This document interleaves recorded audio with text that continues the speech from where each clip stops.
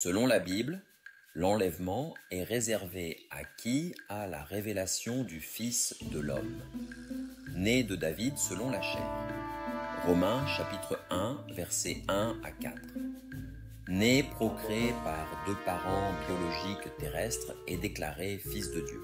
Il est écrit, Philippe rencontra Nathanaël et lui dit, « Nous avons trouvé celui de qui Moïse a écrit dans la loi et dont les prophètes ont parlé, Jésus de Nazareth, fils de Joseph. » Jean 1, 45. Paul, serviteur de Jésus-Christ, appelé à être apôtre, mis à part pour annoncer l'évangile de Dieu, qui avait été promis auparavant de la part de Dieu par ses prophètes dans les Saintes Écritures, et qui concerne son Fils, né de la postérité de David, selon la chair, et déclaré Fils de Dieu avec puissance, selon l'Esprit de sainteté, par sa résurrection d'entre les morts, Jésus-Christ, notre Seigneur, Romains chapitre 1, versets 1 à 4. Comme il, David, était prophète, et qu'il savait que Dieu lui avait promis avec serment de faire asseoir un de ses descendants sur son trône.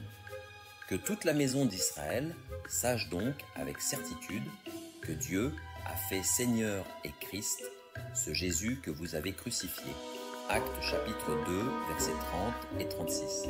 Parce qu'il a fixé un jour où il jugera le monde selon la justice par l'homme qu'il a désigné, ce dont il a donné à tous une preuve certaine en le ressuscitant des morts. Acte 17, 17. L'enlèvement n'est pas un départ mystique. C'est une composante de la première résurrection, conformément à 1 Thessaloniciens, chapitre 4, versets 16 et 17.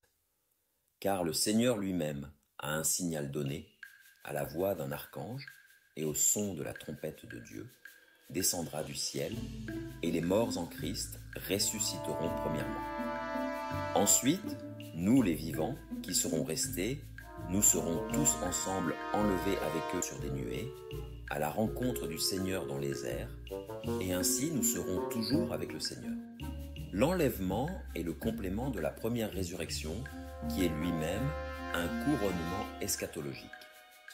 L'Écriture ne décrit aucun enlèvement sans révélation du Fils de l'homme, aucune montée sans identification, aucun enlèvement sans témoignage. Écoutez plutôt, et elle enfanta un fils, un mâle, destiné à gouverner toutes les nations, et son enfant fut enlevé vers Dieu et vers son trône. Apocalypse chapitre 12, verset 5. L'enlèvement scripturaire accompagne la reconnaissance du Fils de l'homme, celui qui a vaincu en chair, reçu l'onction, gardé la parole et incarné toute la justice de Dieu.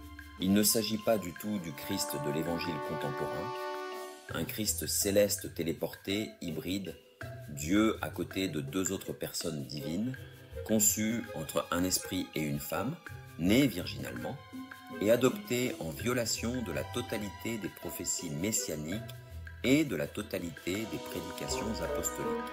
Il s'agit plutôt du Christ des prophètes et des apôtres, pleinement Dieu, unique et charnellement davidique, né de deux parents biologiques terrestres de sexe opposé, fils de Joseph.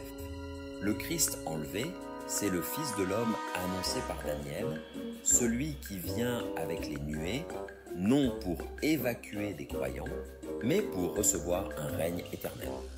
Daniel, chapitre 7, versets 13 et 14. Ceux qui sont enlevés avec lui sont ceux qui le suivent, non par illusion, mais par révélation. Ils le reconnaissent, ils le confessent venu en chair, ils rejettent le faux et suivent l'agneau partout où il va.